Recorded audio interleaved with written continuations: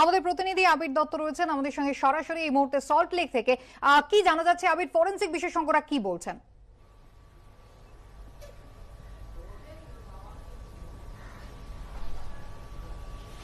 দেখো, তুমি জানো ফরেন্সিক বিশেষজ্ঞরা সল্টলেকের এজে ব্লকে এই যে কঙ্কাল উদ্ধারের ঘটনা, সেই ঘটনা কিন্তু তারা নমুনা সংগ্রহের জন্য এসেছিলেন। প্রাথমিকভাবে তারা মনে করছেন যে তন্ত্র সাধনা করা হয়েছিল।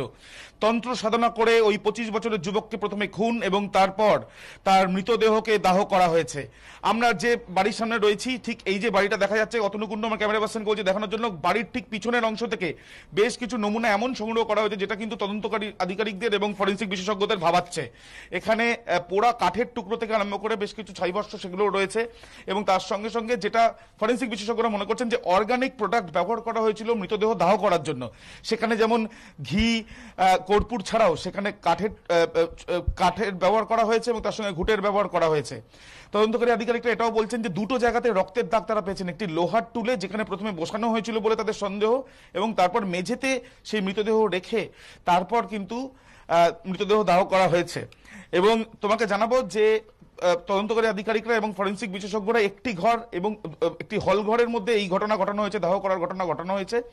একটি ঘর এবং হলঘরের বেশ কিছু দেওয়ালে বেশ কিছু ছবি পেয়েছেন, যে এই ছবিগুলো আরো বেশি করে সন্দেহ গাঢ় করে দিচ্ছে বা সন্দেহ বাড়াচ্ছে ফরেন্সিক বিশেষজ্ঞ এবং তদন্তকারীদের, যে তন্ত্র সাধনার মাধ্যমেই এই খুন কিনা বা তন্ত্র সাধনা করতে গিয়ে এই খুন কিনা, এবং তারপর মৃতদেহ সৎকার করতে গিয়ে বা মৃতদেহ দাহ করতে গিয়ে এই তন্ত্র সাধনারই ব্যবহার করা হয়েছে কিনা। তার কারণ হচ্ছে বেশ কিছু ধূপকাঠি বা বেশ কিছু এই তন্ত্র সাধনার প্রয়োজনীয় বেশ কিছু সামগ্রী সেগুলো কিন্তু পাওয়া গিয়েছে। এলাকার বেশ কয়েকজনের সঙ্গে আমরা কথা বলেছিলাম, তারা বলছেন তারা অনেকেই কিন্তু মাঝে মাঝেই যজ্ঞ হতো বা মাঝে মাঝেই পুজো হতো, কিন্তু অথচ বাড়ি থেকে কেউ কিছু বেরোচ্ছে না, এই ধরনের পরিস্থিতি। যদিও আজকে ওই মহিলাকে যাকে গ্রেফতার করা হয়েছে, অর্থাৎ মৃত ব্যক্তির মাকে, তাকে আজকে ফের আদালতে পেশ করা হবে এবং বিষয়টা আরো বেশি স্পষ্ট হবে যখন ফরেন্সিক রিপোর্ট আসবে, এমনটাই মনে করছেন ফরেন্সিক বিশেষজ্ঞরা। ধন্যবাদ আবির।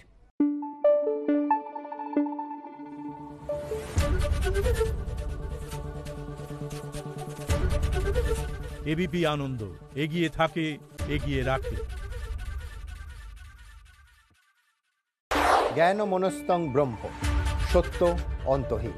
সত্যের খোঁজও তাই, সত্য সন্ধানে তাই আমরা অক্লান্ত, অকুতভয়। এবিপি আনন্দ নতুন ভাবনার প্রতীক, যা মনে মুক্ত, তথ্যে যুক্ত এবং যাবতীয় সীমানার বাঁধন থেকে মুক্ত। সীমা না শব্দটির মধ্যে লুকিয়ে আছে মানা শব্দটি, যেন চোখ রাঙানি এক অদৃশ্য বেড়াজাল, যা আটকে রাখে আমাদের এক ছোট্ট গণ্ডির মধ্যে। একমাত্র সঠিক খবরই গড়ে তুলবে এক মুক্ত সমাজ। সেই জগৎ গড়ার লক্ষ্যে কোনো সীমানার ঠুকুটি আমরা মানব না। এবিপি আনন্দ, এগিয়ে থাকে, এগিয়ে রাখে।